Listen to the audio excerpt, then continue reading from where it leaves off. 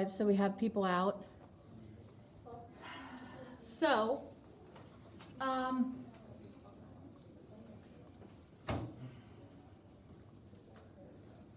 we're gonna go over drawing Bohr models today. Not all of you have had that, and that's okay. But we need to make sure that we all can do that before we move on.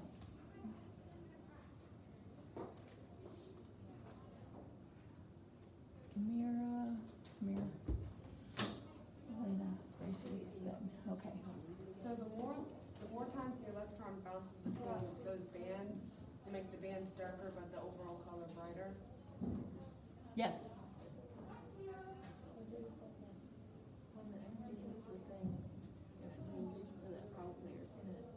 It comes back every time. Where's Owen? He's giving one. So like it's going, so that's like when it, so when it absorbs, Okay. it goes to an excited. All right, so let's go ahead and draw a Bohr model for aluminum. I'm going to show you. Actually, I'm going to let you try it.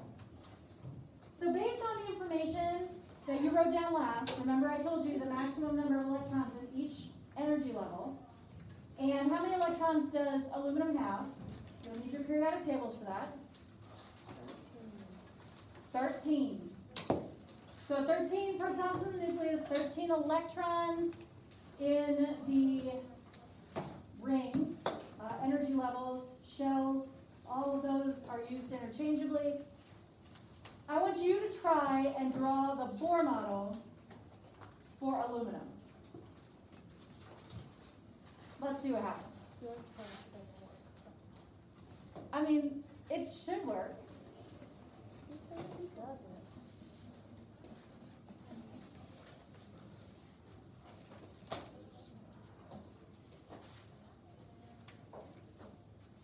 I like David remember how it takes those that has some of those, I don't remember, the last one loses. I remember that.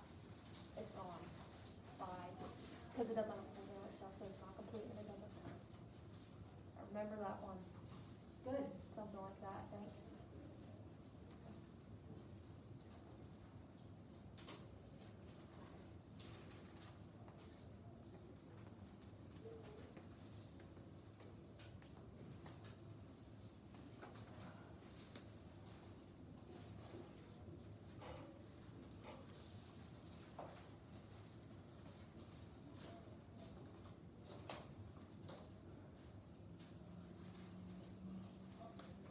No, so we don't need all those. 13p represents the 13 protons in the nucleus, and I put a circle around my nucleus. So that first circle inside there, that's my nucleus. All right? But don't pay any attention to me. I want you guys to draw it. So that doesn't even count as one of your rings, that's just your. Correct.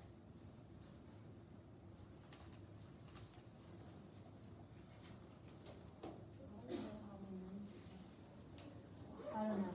Your numbers, those are those. I just went ahead and put 4 rings just for fun. For funsies. Who doesn't like drawing circles, right? Me, 'cause they're never perfect. You can't draw a perfect circle unless you have something to. So is it at the ground state where you can see the color of that the energy gives off, or is it excited state? Both. I don't even know what to like talk about. How many paragraphs do you want for each question? 17. Two. You said something about two paragraphs too. I don't give you a limit because what I find is that students will write to that limit regardless of how well their writing answers the question.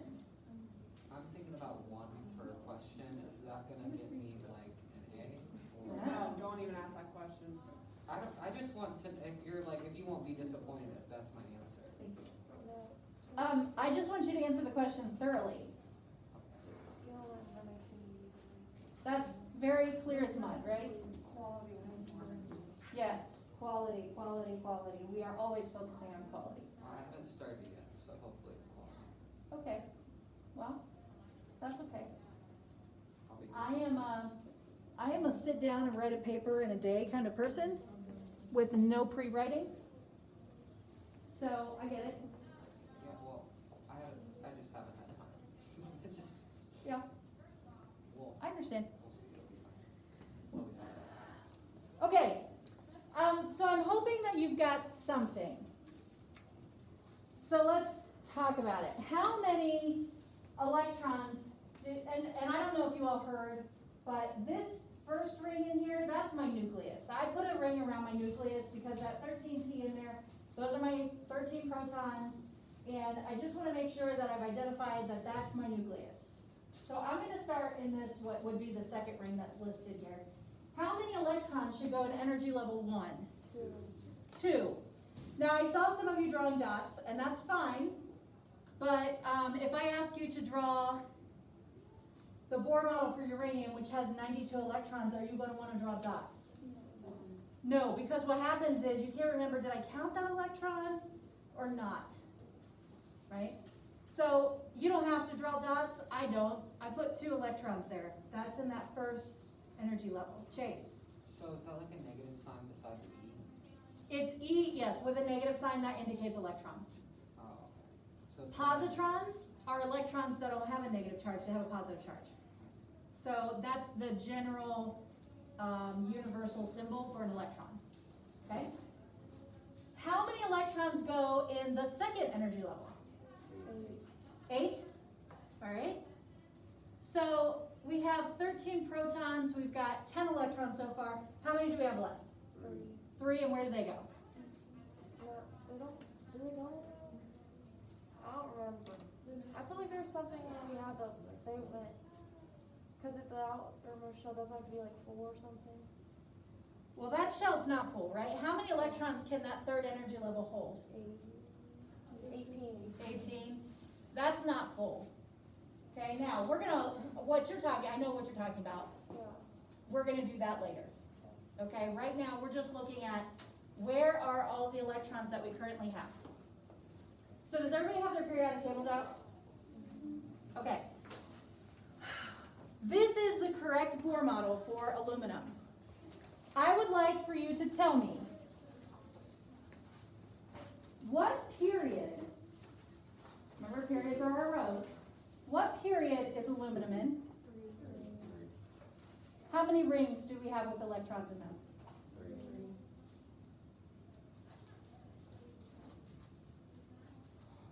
3. Okay. And if we're only looking at the main group elements, now remember, we ignore the transition metals, and we're looking at just the first 2 columns and the last 6. In just those main group elements, what group is it in? Count over how many? What group? 3. Just looking at the main group elements. 3, right? You've got group 1, group 2, and then you skip the transition metals. The group 13 is the third one that it's in. How many electrons do you have in that outermost ring? Not impressed? At all? No? Not impressed? So is that how they designed it? So is that every single one of them or just this one? I don't know. It wasn't designed. It just happens. I know, but like, is that like how, like, they make the correct periodic table using all this information? No. Is that why this is correct? No, that's just how it happens, based on Henry Moseley's design of the periodic table. That's just one of the things that just happens to fit. I can see that you're all like stunned into silence. So I feel like we should try another one. Yes? No? Okay. What is going on today? Not feeling school? Sleeping? The weather's changing? All right, well, let's try,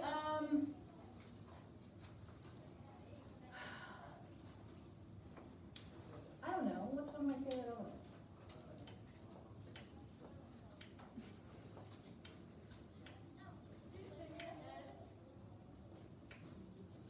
I like null. Let's go with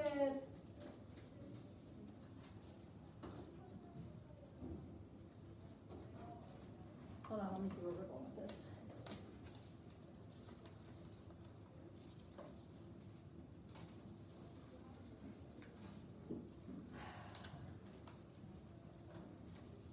Indium.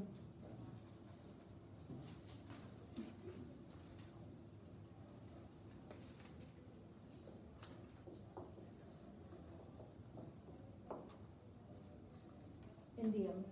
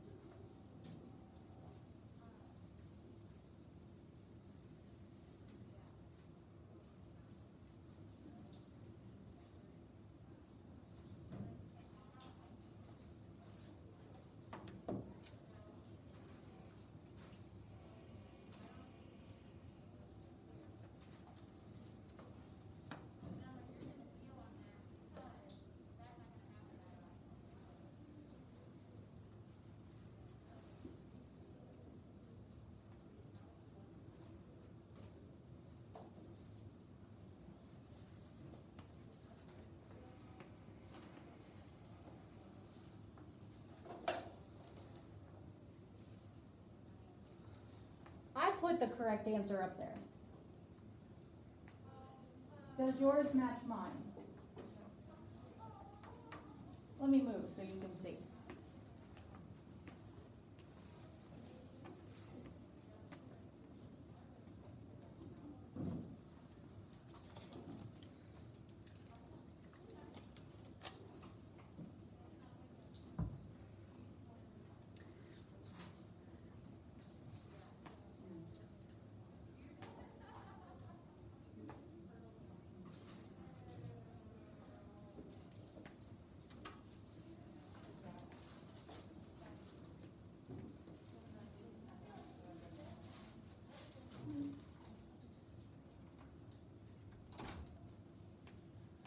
Okay, so why doesn't yours match mine?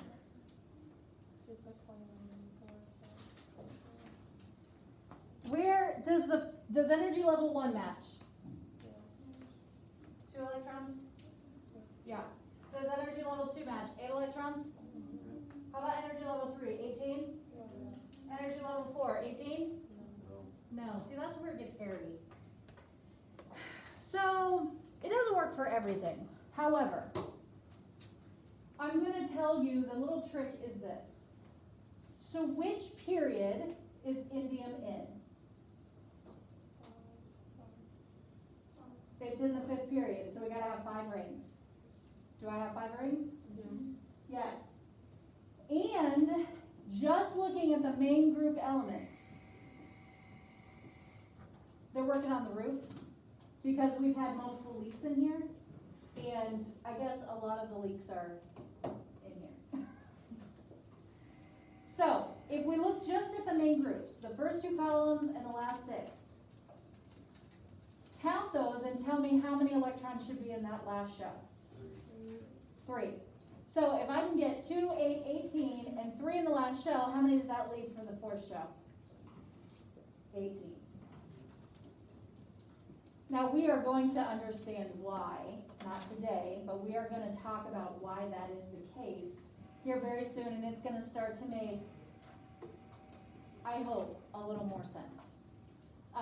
But you got to trust me on that. So, Bohr models are something that we're going to use to connect a lot of this information together, but we still have a have a few things to learn before we fully understand why we're building Bohr models the way we do. Okay?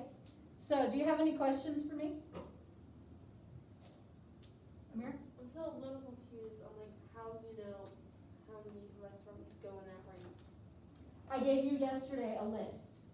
First one is 2, second one is 8, then it goes 18, 18, 32, no. 18, 32, 32, 18, 18. So that's just how we know. But I'm gonna tell you, I know based on the location on the periodic table, how many electrons have to go in this last ring, and that's gonna determine how many go into the ring below it.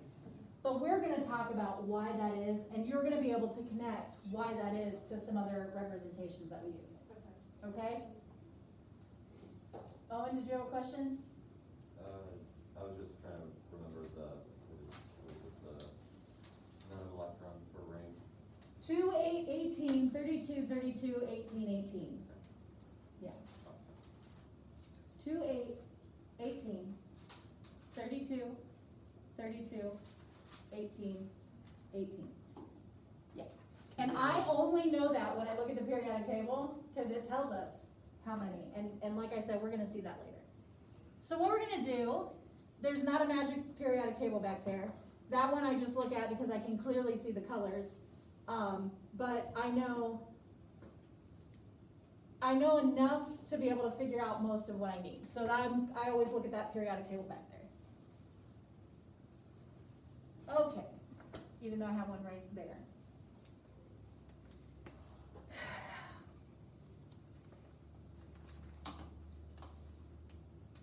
So, this goes back to a question that Allie was asking. And I just want to make sure that we're all kind of on the same page here. This is typically what we would see if we did a Google image search for a Bohr model. This is for hydrogen because we have one proton in the nucleus. Okay? And you can see here that this picture has four energy levels represented. There's no electron here because in a Bohr model we would fill the electrons in based on whether or not it was in the ground state or the excited state. So, when the electron is in its lowest possible energy position, energy level 1, it is considered to be in its ground state. But we know, because we talked about yesterday, that when we throw photons, or when this atom is exposed to photons of energy,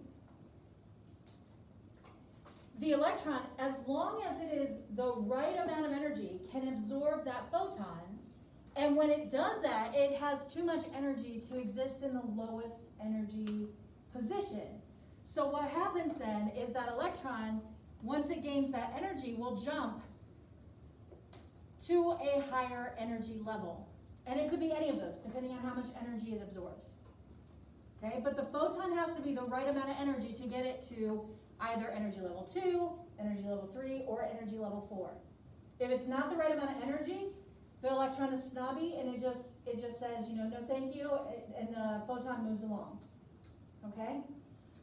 But if it is the right amount of energy to get it to one of those energy levels, it will jump up into one of those other energy levels, and when it does that, it is now in the excited state.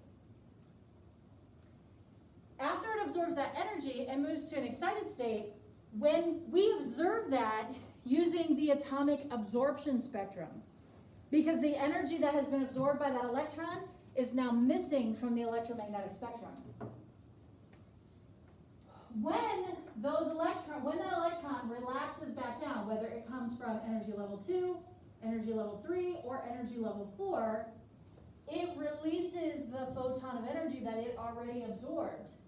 When it releases it, it has less energy and now can move down. Okay? It returns, it relaxes back into its ground state.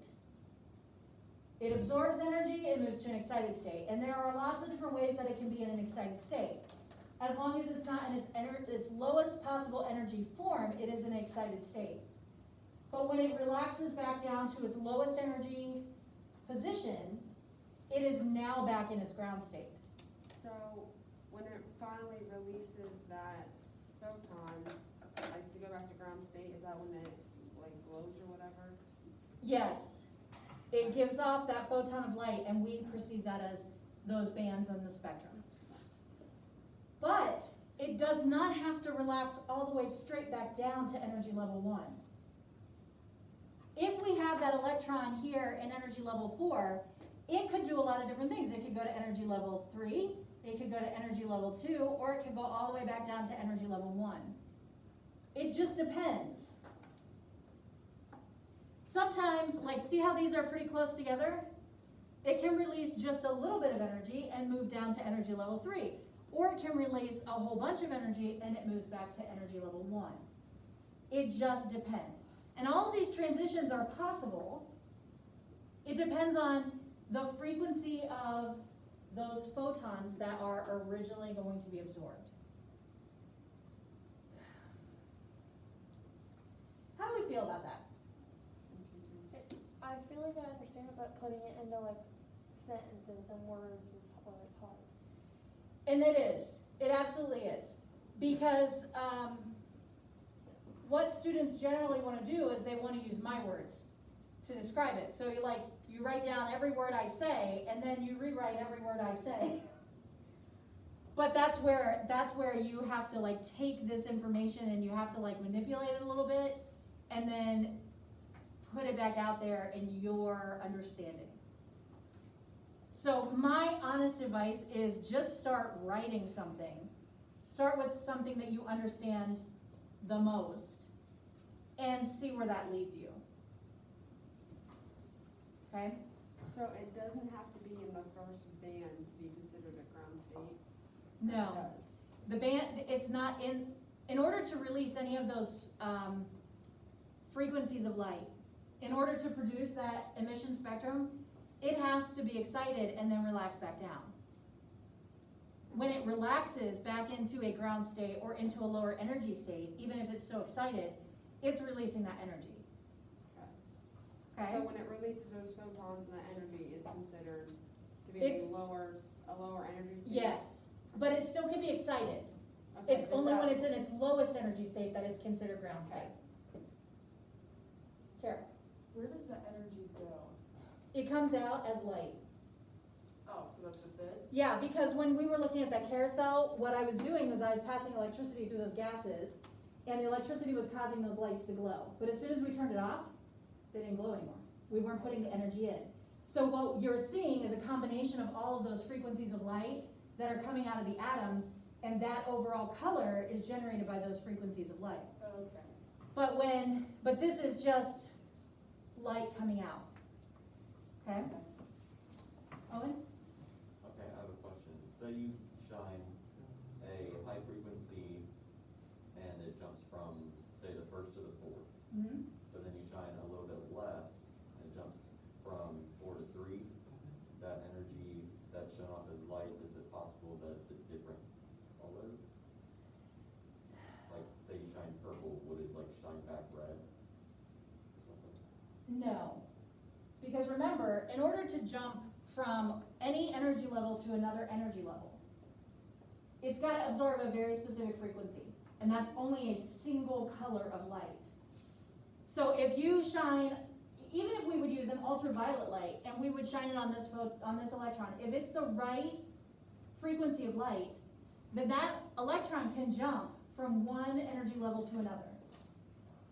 But when it relaxes back down, we're not shining any light on it. It's just naturally releasing energy, and it's giving that off, and it's coming back into a lower energy state. And something else that could happen, we could shine a light on this electron and get it to jump to energy level 3. And then give it just enough energy to jump from 3 to 4. So that when it comes back down, it's releasing a different frequency of light. So it's really, it's kind of additive in a way. So we can't predict with 100% certainty where the electron, what's going to happen to the electron. We can use probability to determine what we think is going to happen, what is likely to happen, but we can't know for certain. Aurelia? Does this have anything to do with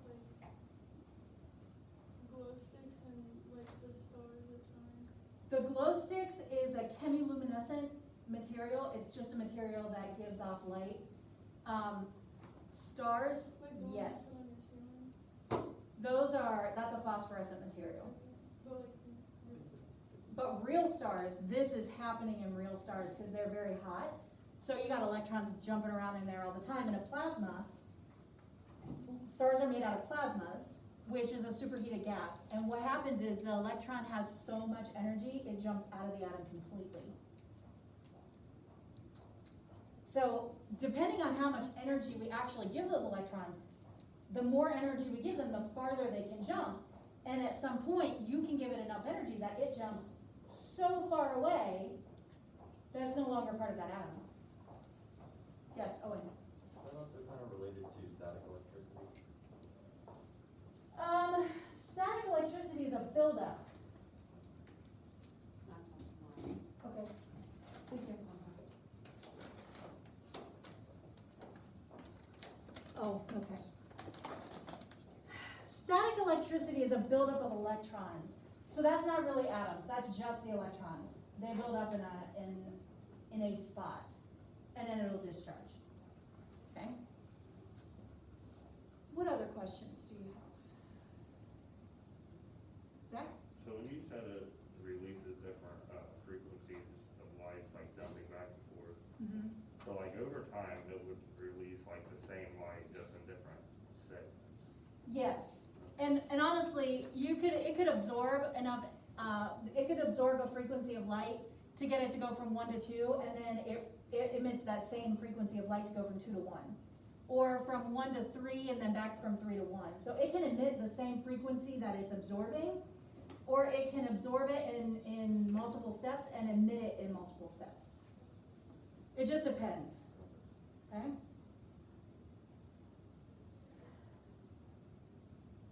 Okay, can it jump from like 1 up to 2?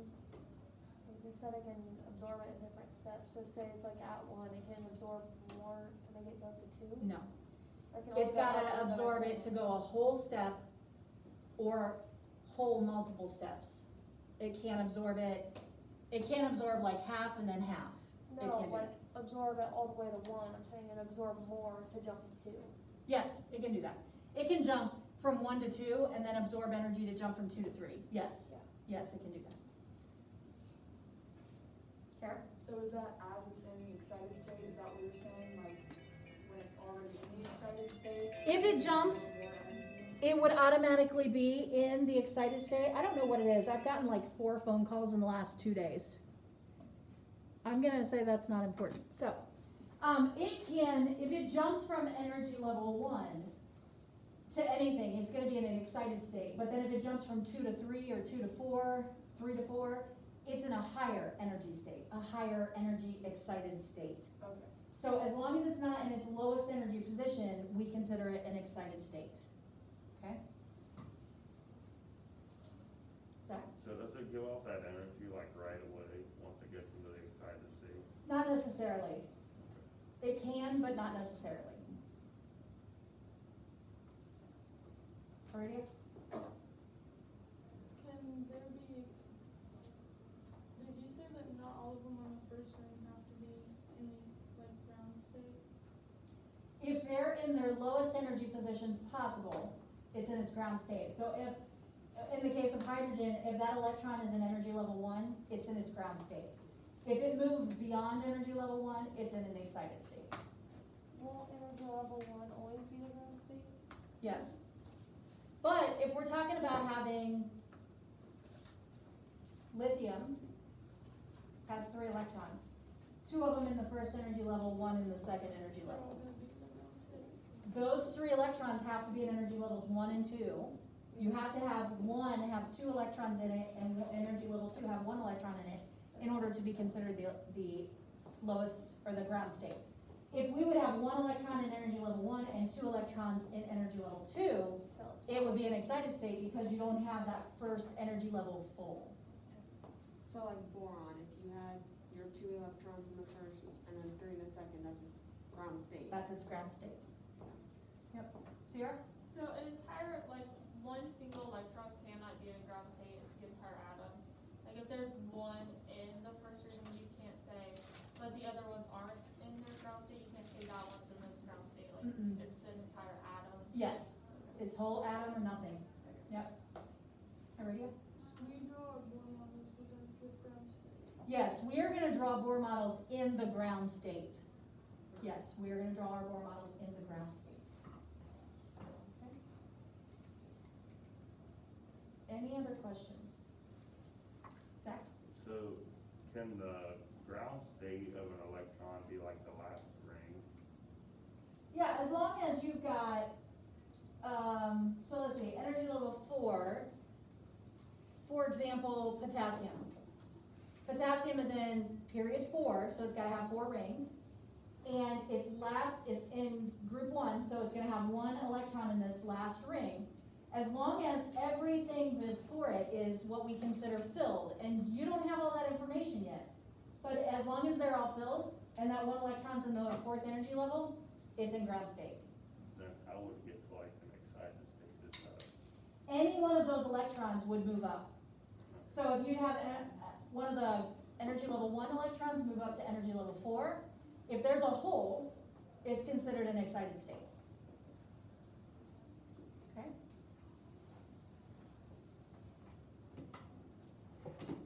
Ready? How would it be in ground state if they're not like full? Like if they're They fill in a specific way. So we would consider it full. In potassium, you'd have 2, 8, 10, 1. Did I do that right? 2, 8, not 10. 2, 8, 8, 1. And even though energy level 3 can have a total of 18, it hasn't filled yet. So it would be considered full with that order. But you're gonna learn why that is soon. Is today Tuesday? Yeah, you'll learn that this week. Okay? So again, this unit, not only is it very abstract, but it's difficult because you have to learn a little bit of this, and then a little bit of this, and then we come back to this, learn a little bit more, and then we have to go over here and learn a little bit of this, and we're just kind of like putting it together like a puzzle. We're not gonna see the complete picture until we learn those little bits and pieces. We put the edges of the puzzle together, and now we're starting to fill in different spots. But we still have a lot to develop before we can really see how this all works together. All right, so I'm gonna go on,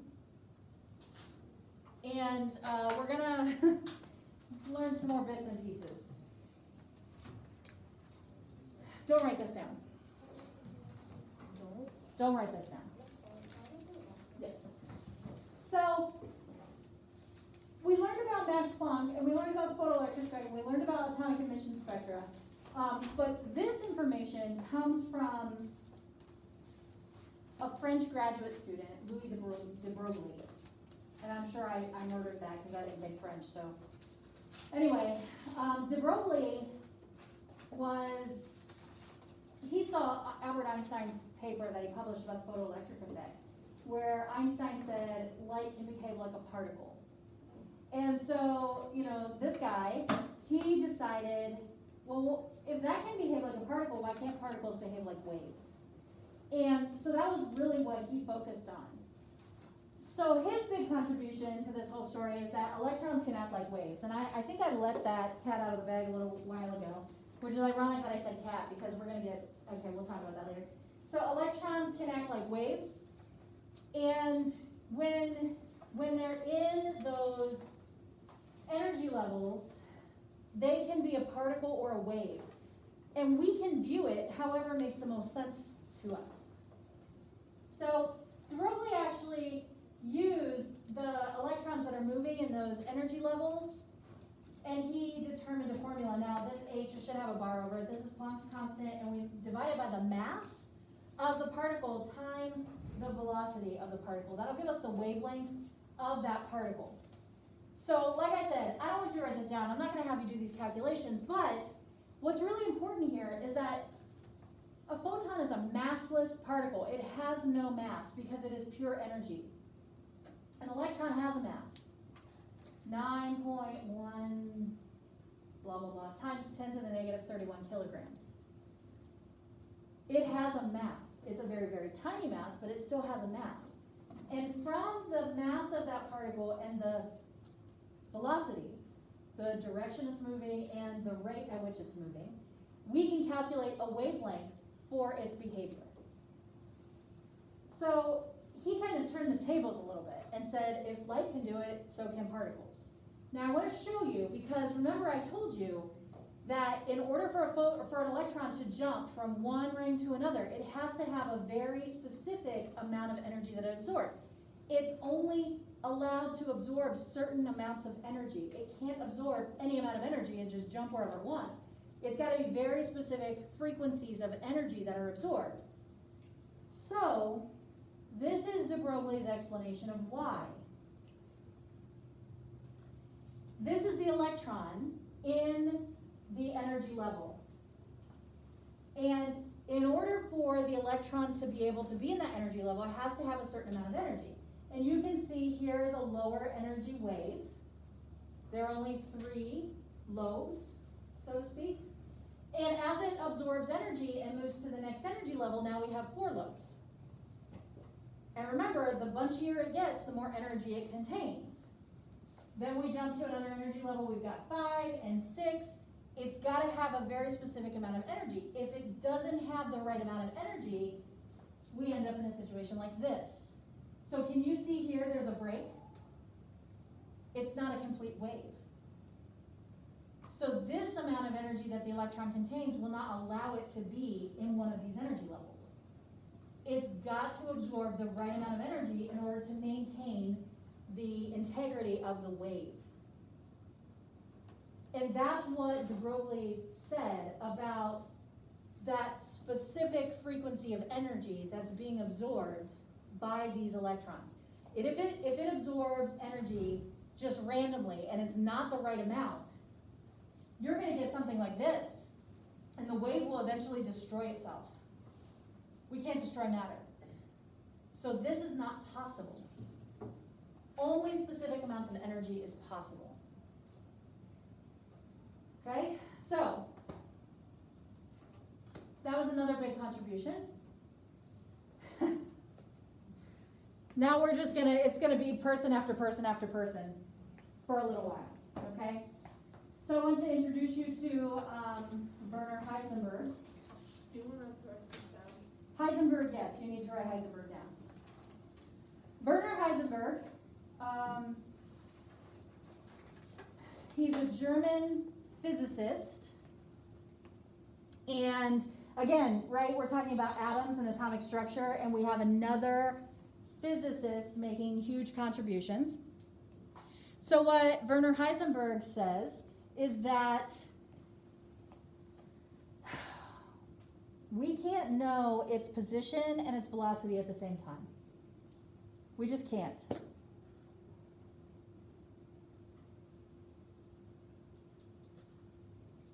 So I'm going to let you write this down, and then we're going to talk about it, because this is very important. It's all important, but this is very important for our next leap.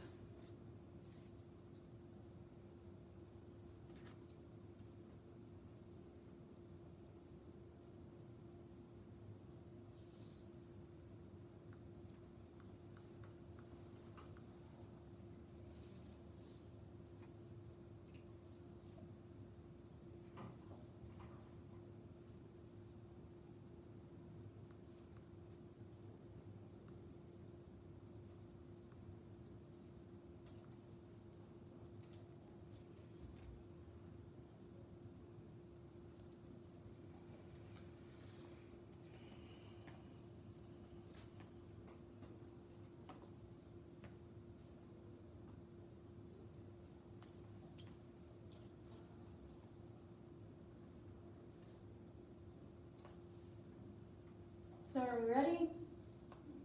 All right. So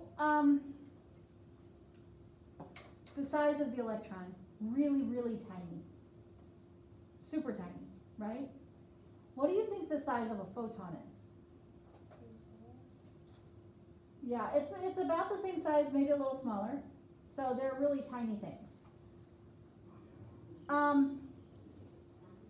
In order to measure an object's position or measure the object's velocity, we have to see it. So how do we see things? With your eyes. What happens from a physics standpoint? So in order for me to see this table, light has to come in here, hit this table, and bounce off and hit my eyes. And the rods and cones in my eyes translate that information into an image in the back of my head, and then I see it. It's just this whole like unit is like just adding a whole different like dimension to how I think about like how light works. Isn't it great? Because like you just think about like the frequency and like the lights and how it's possible that we see everything. It's like there's a whole just another layer that we know now. Physics is the mothership of all science. It's crazy. So, if I have to have light hit something and then reflect into my eyes in order for me to observe it, what do you think happens when an electron is hit by a photon of light that is comparable in size? Is it just gonna like bounce off and not do anything to the electron?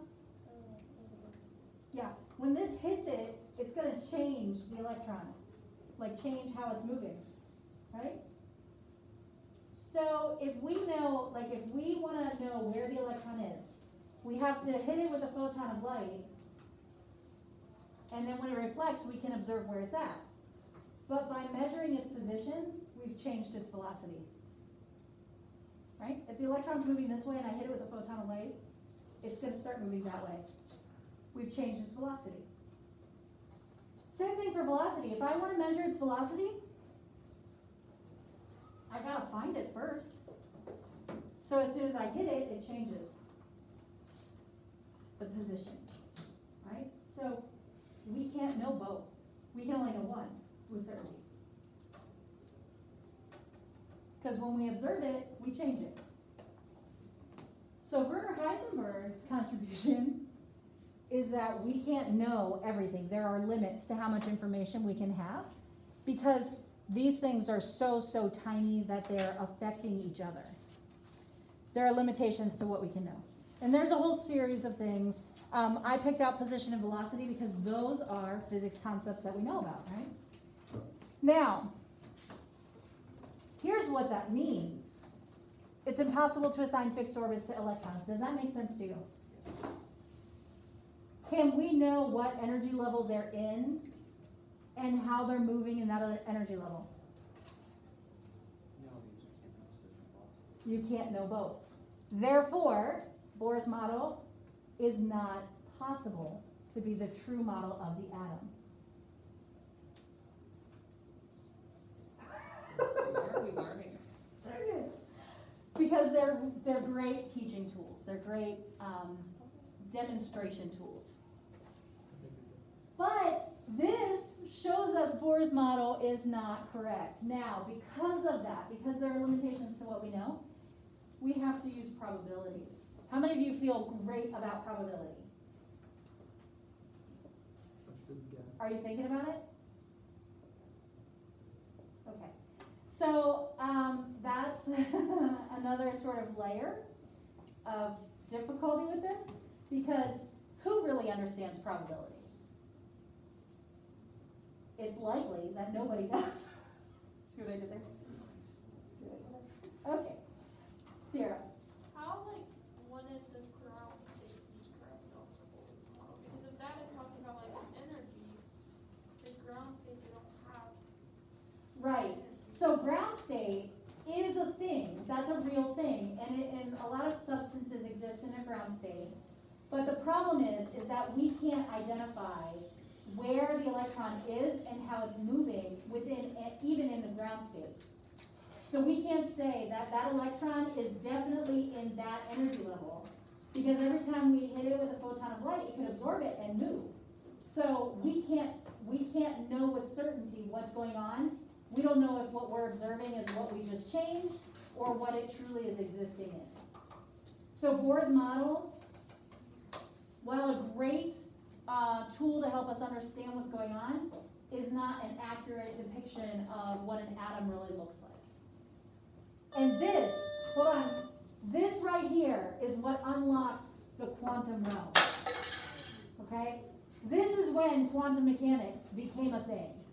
Right here with this sort of uncovering. Right? Discovery but not discovery, like uncovering. Okay. So I'm going to leave you with that for tonight, and I will see you tomorrow.